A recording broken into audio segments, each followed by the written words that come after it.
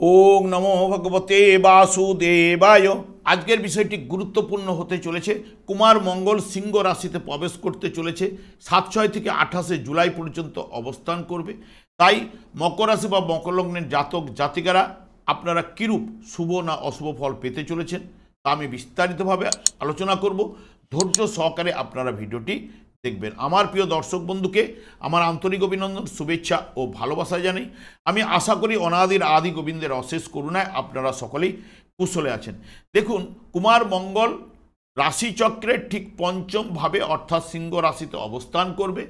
3টি নক্ষত্রের মাধ্যমে রাশিটি অতিক্রান্ত করবে। যেহেতু রাশিচক্রের পঞ্চম ভাবটি অগ্নি রাশি এবং স্থির রাশি, কুমার মঙ্গল অগ্নিকারক গ্রহ প্রবেশ করবে এবং যেহেতু রাশিচক্রের এটি পঞ্চম ভাব থেকে মন মানসিকতা, প্রেম প্রীতি, ভালোবাসা, দয়া মায়া, মমতা, দান ধ্যান করার মানসিকতা এবং বিশেষ করে সন্তান, ক্রিয়েটিভ লাইন, লটারি ফাটকা ইত্যাদি ইত্যাদি এই পঞ্চম ভাব থেকে বিচার্য। যখনই মঙ্গল এই মঘা নক্ষত্রে প্রবেশ করবে তখন ক্রিয়েটিভ দিকে মানসিকতা খুব উদ্যমশীল হবে, অস্থিরতা এবং চঞ্চলতা প্রকাশ ঘটবে। আর্থিক দিক দিয়ে উত্থান এবং পতন দুটো দিকেই কিন্তু দেখা যাবে। মঙ্গল যখন শুক্রের নক্ষত্রে অর্থাৎ পূর্ব ফাল্গুনী নক্ষত্রে প্রবেশ করবে, খেলাধুলার প্রতি, গান বাজনার প্রতি আগ্রহ থাকবে এবং নারী জাতিকাদের প্রতি আকর্ষণ থাকবে। বিবাহিত জীবনে আনন্দ, যারা ইঞ্জিনিয়ারিং লাইন নিয়ে পড়াশোনা করছেন তাদের ক্ষেত্রে আগ্রহ বৃদ্ধি ঘটবে এবং চিকিৎসা জগতে যারা রয়েছেন বা পুলিশ লাইনে যারা রয়েছেন, কর্মরত যারা হতে পারেন বা এই কাজগুলোতে উদ্যমশীল এই মুহূর্তে হবার সম্ভাবনা। মঙ্গল যখন উত্তর ফাল্গুনী নক্ষত্রে প্রবেশ করবে তখন জাতক জাতিকারা অপর ব্যক্তিকে নিজের আয়ত্তে রাখার চেষ্টা করবে। রাশভারী ভাব বজায় থাকবে, ডাইনামিক ব্যাপারও কিন্তু থাকবে। মঙ্গল এই জায়গায় কিন্তু কেতুযুক্ত অবস্থায় অবস্থান করার জন্য পঞ্চমভাবে মাঝে মধ্যে হতাশাও কিন্তু আসবেই। মঙ্গল ম্যাগনেসিয়াম নির্দেশ করে, যা দেহের উৎসেচকের সক্রিয়তা রক্ষা করে, যেমন পেশি স্নায়ু নিয়ন্ত্রণ করে, অনিয়ম হৃৎস্পন্দন এবং হাড় দন্ত মাংসপেশি সংকোচন করে এবং তাই সবুজ শাকসবজি এবং মাংস পাউরুটির মধ্যে প্রচুর পরিমাণে ম্যাগনেসিয়াম পাওয়া যায় এবং সামুদ্রিক লবণ রক্ত, মূত্র, অম্ল, ক্ষারত্ব এবং রক্ষা করে। থাইরয়েড এবং রক্তে হিমোগ্লোবিন প্রস্তুত করতেও কিন্তু সাহায্য করে। মাছ, মাংস, ডিম, ভুট্টা, মসুর ডাল এর অভাবে রক্ত অল্পতা, কলেরা, আন্ত্রিক ইত্যাদি ইত্যাদি দেখা যায় এবং আয়রনের অভাবেও রক্ত অল্পতাও কিন্তু চলে আসে। এরপরে আমি দেখুন চলে আসছি, যেহেতু মকর রাশি বা মকর লগ্নের জাতক জাতিকাদের ক্ষেত্রে ঠিক অষ্টমভাবে মঙ্গল কিন্তু অবস্থান করছে। কেতু নক্ষত্রে থাকায় কেতুও কিন্তু ঠিক অষ্টমভাবে অবস্থান করছে। অষ্টমভাবে গোচরে মঙ্গল এবং কেতু সেই মতো কিন্তু শুভ ফল প্রদান করতে পারে না। তার সঙ্গে সঙ্গে মঙ্গল আপনাদের লাভপতি গ্রহ আপনাদের ক্ষেত্রে এবং সুখপতি গ্রহ এবং মঙ্গলের দৃষ্টি কিন্তু থাকছে আপনাদের দ্বিতীয় এবং তৃতীয় ভাবে এবং কেতুর কোনো দৃষ্টি নেই এখানে। মঙ্গল যেহেতু অষ্টম ভাবের নির্দেশক হওয়ার জন্য মানসিক ভীতি এই ব্যাপারটা কিন্তু আপনাদের মধ্যে চলে আসবে। অনিদ্রা ভোগা এবং উচ্চ রক্তচাপ, পেটের সমস্যা এইগুলো কিন্তু চলে আসা। স্বামী স্ত্রীর মধ্যে স্বাস্থ্য বিষয়ে দুর্বলতা। 4 নম্বর হচ্ছে আর্থিক লেনদেনে অশান্তি কিছু না কিছু উঠে আসবেই এবং 5 নম্বর হচ্ছে হঠাৎ লাভ, লটারি বা শেয়ারের যোগও কিন্তু থাকছে এবং 6 নম্বর যারা অর্থজনিত কারণে ভুগছেন তাদের ক্ষেত্রে কিন্তু এই সময়টা কিন্তু একটু অশুভ কিন্তু প্রভাব বৃদ্ধি ঘটতে পারে এবং বিশেষ করে দেখবেন দুশ্চিন্তা এবং হতাশা এগুলো কিন্তু আপনাদের মধ্যে কিন্তু এই ঠিক 7-6 থেকে 30-6 পর্যন্ত এই ফলগুলো পাওয়ার সম্ভাবনা কিন্তু থাকছে।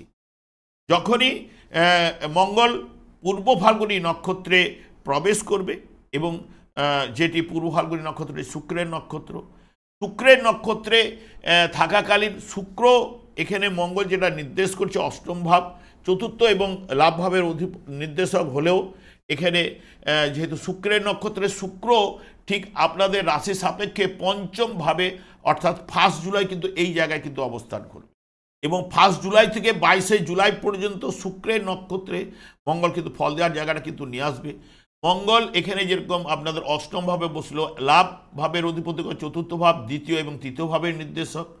শুক্র কিন্তু পঞ্চম ভাবে অবস্থান করলেও এবং নিজে আপনাদের কর্মপতি এবং লাভ ভাবের উপরে শুক্রের দৃষ্টি থাকছে। সেই কারণে 1 নম্বর হচ্ছে স্বামী স্ত্রীর মধ্যে নিবিড় সম্পর্ক কিন্তু থাকবেই এবং গৃহে ও পরিবারে সুখ শান্তি বিরাজ করবেই।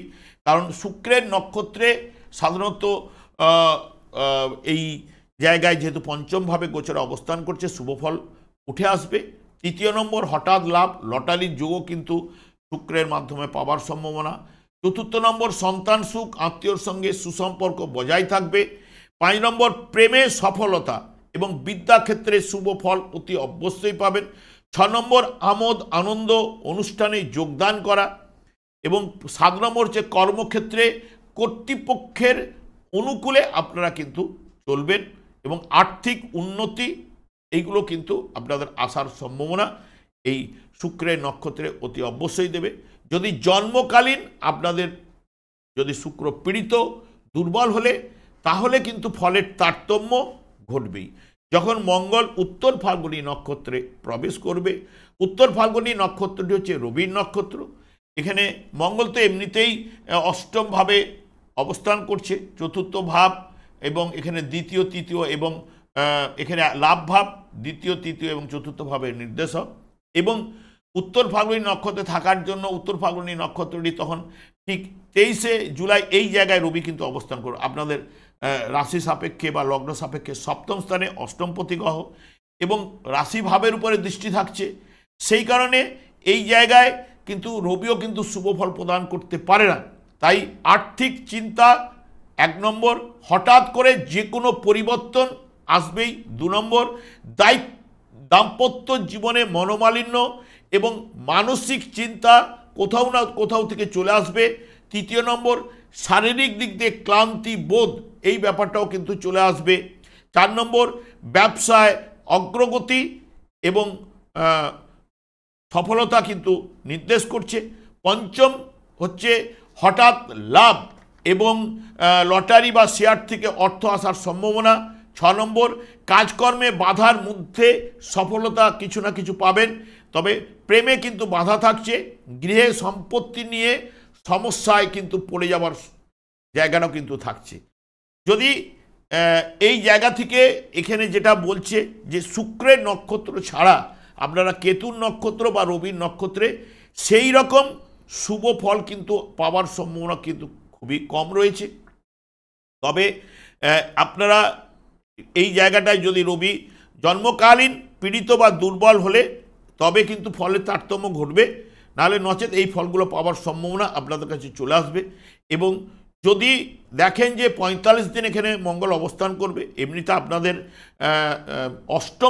অষ্টম ভাবে গোচরে এবং ন্যাচারাল অশুভকারক গ্রহ ঠিক শুভ ফল কিন্তু প্রদান করতে পারে না। সেই কারণে এই ফলগুলো পাওয়ার সম্ভাবনা রয়েছে। যারা বিশেষ করে নানা রকম সমস্যার মধ্য দিয়ে এই 45 দিন অতিক্রান্ত করবেন, তারা যদি মনে করেন তিল বা গুড় জলে আপনারা দান করুন, দেখবেন আপনাদের জীবনে অনেকটাই কিন্তু পজিটিভ রেজাল্ট আপনাদের কাছে চলে আসবে। আমি আর দীর্ঘায়িত করছি না। আমি আচার্য কমল শাস্ত্রী প্রত্যেক বুধবার এবং শুক্রবার সন্ধ্যা 8:30 এই চ্যানেলে লাইভ অনুষ্ঠান নিয়ে উপস্থিত হই। ঠিক ওই সময় আমাকে ফোন করলে আপনারা নিজেদের ভাগ্য বিষয়ে জানতে পারবেন। তাছাড়া বিভিন্ন ধরনের ভিডিও আপলোড করে থাকি, সেগুলি পাওয়ার জন্য আমার চ্যানেলকে সাবস্ক্রাইব করে বেল আইকনে ক্লিক করে রাখুন। যখন আমি লাইভ অনুষ্ঠান বা যে কোনো ভিডিও আপলোড করলে আপনাদের নোটিফিকেশন পৌঁছে যাবে। আমি অনাদিরাদি গোবিন্দের কাছে প্রার্থনা করি আপনারা ভালো থাকুন, সুস্থ থাকুন, আনন্দে থাকুন। আজ এই পর্যন্ত, পরের ভিডিওতে দেখা হচ্ছে। নমস্কার।